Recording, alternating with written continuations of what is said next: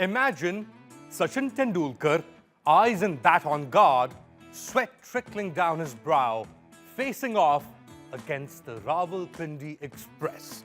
Shoaib Akhtar. Few scenes in world sport elicit a more intense response as seeing an India-Pakistan 5-day test match. The last time the two sides played a test against each other was in 2007. Since then, political tensions over disputed Kashmir and accusations of cross-border terrorism have kept both sides away. How's that? This is the India-Pakistan cricket rivalry, Decoded.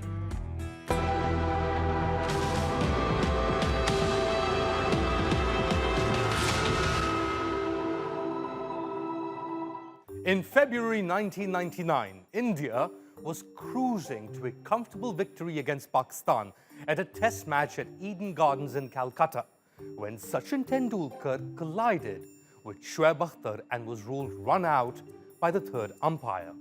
India had been top of play on day 4 of 5 till then and was expected to win the test match. But Tendulkar's dismissal quickly turned the screws and the tension in the stands came to a boil. Spectators started throwing projectiles such as bottles on players in the field. The stadium had to be emptied out for play to resume. In the end, Pakistan beat India by 45 runs in front of the 100,000 capacity stadium, all empty. To say that the Pakistan-India cricket rivalry is an emotional affair would be an understatement. And the competition between the two has now been militarized.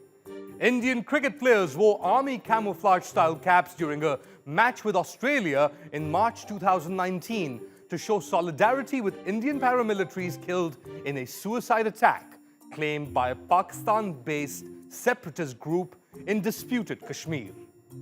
There were calls on the ICC, the International Cricket Council, cricket's governing body, to penalize the Indian team. But get this. The ICC had itself allowed the BCCI permission to wear the army caps to support India's defense forces. According to the ICC's code of conduct, players and team officials are not permitted to convey political, religious, or racial messages through clothing or equipment. So why did the ICC go against its own rules and facilitate India's request? To answer this, we need to understand who controls international cricket. In all, the ICC has 105 members with 10 elite full members, including England and former British colonies.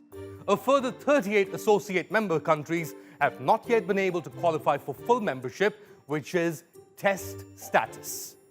India, alongside England and Australia, makes up a large part of how the ICC is funded and subsequently run. Until 2005, the ICC had been based at London's Lord's Cricket Ground, regarded as the spiritual home of cricket. But that year, after a nearly unanimous vote, the ICC Executive Board moved its headquarters to Dubai. It was called Cricket's Pivot to Asia, the recognition that the sport's future was in India and to a lesser extent Pakistan, Bangladesh and Sri Lanka. This pivot foreshadowed the emergence of Indian dominion over cricket, with the emergence of the lucrative Indian Premier League, which is where the money's at.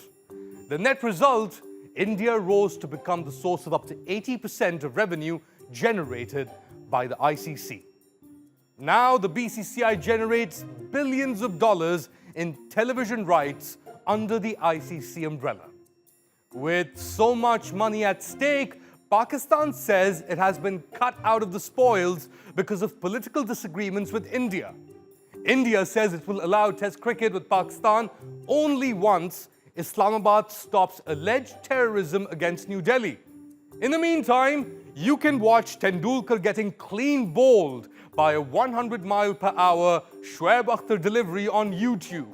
And after that, you can tag this video and tell us what you think.